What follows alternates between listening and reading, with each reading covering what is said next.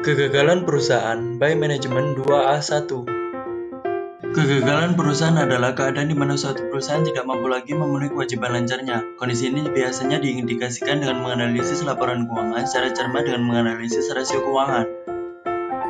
Kegagalan ekonomi merupakan keadaan di mana suatu perusahaan kehilangan uang atau pendapatan. Perusahaan tidak mampu menutupi biayanya sendiri, ini berarti tingkat labanya lebih kecil daripada biaya modal atau nilai sekarang dari arus kas perusahaan lebih kecil dari kewajiban.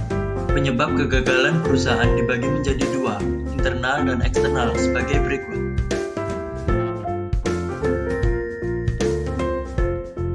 Faktor internal, manajemen yang tidak efisien menyebabkan kerugian terus-menerus, akhirnya perusahaan tidak bisa membayar.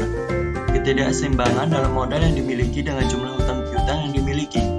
Kecurangan yang disebabkan oleh manajemen perusahaan. Faktor eksternal, keinginan, perubahan keinginan pelanggan yang tidak terantisipasi oleh perusahaan yang mengakibatkan pelanggan meninggalkan perusahaan. Debitur, faktor debitur juga harus diantisipasi supaya debitur tidak melakukan kecurangan dengan melalaikan hutang. Bahan baku, kesulitan bahan baku karena supplier tidak dapat memasok lagi. Perekonomian global, kondisi perekonomian global harus selalu diantisipasi oleh perusahaan. Persaingan bisnis yang ketat menuntut perusahaan selalu memperbaiki sehingga bisa bersaing dengan perusahaan lain. Hubungan, harus menjalin hubungan harmonis dengan kreditur.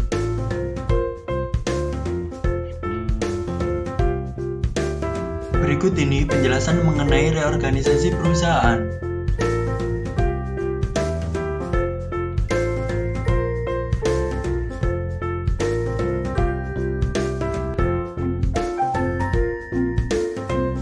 Cara mereorganisasi perusahaan yaitu koreksi dan perubahan, menyadari kegagalan, cepat bertindak, evaluasi segera, rencana baru, dan konsolidasi.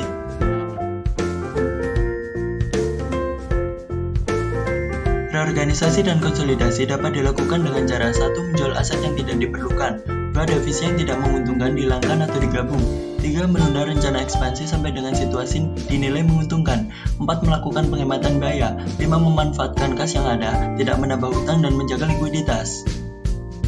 Beberapa langkah yang dilakukan untuk reorganisasi finansial yaitu menentukan nilai perusahaan dan menentukan struktur modal baru. Cara mengatasi kesulitan keuangan yaitu dengan cara penyelesaian sukarela, voluntary settlements, dan penyelesaian lewat pengadilan. Penyelesaian sukarela ada 3, extension, composition, liquidation by voluntary agreement.